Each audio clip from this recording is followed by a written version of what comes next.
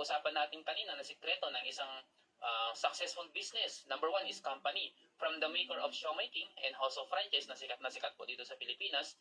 Ayan, yun po yung may-ari din ng ating kumpanyang pag-uusapan. Itong showmaking po natin is awarded as Franchise Company of the Year noong 2020, 2021, and 2022. Noong 2023, Franchising Hall of Famer of the Year na po tayo. Ay ISO certified din po tayo. At ito yung maganda, noong 2024, ayan, ito pa pala, 2024, again, tayo po ang tinanghal na Franchising Hall of Famer of the Year na naman. Ganyan po kaganda itong company po natin.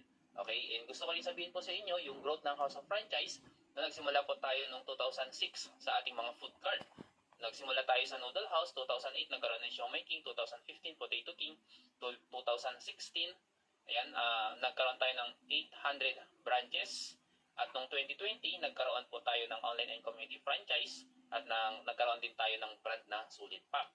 2023, nagkaroon po tayo ng ISO certification. And then 2023, na-awardan po tayo. Ito po yung Hall of Famer of the Year na. Tapos yung 2023 up to present, over 1,000 branches nationwide na po. And noong May 2024, nagkaroon tayo ng bagong na food cart. Ito po yung Pocha.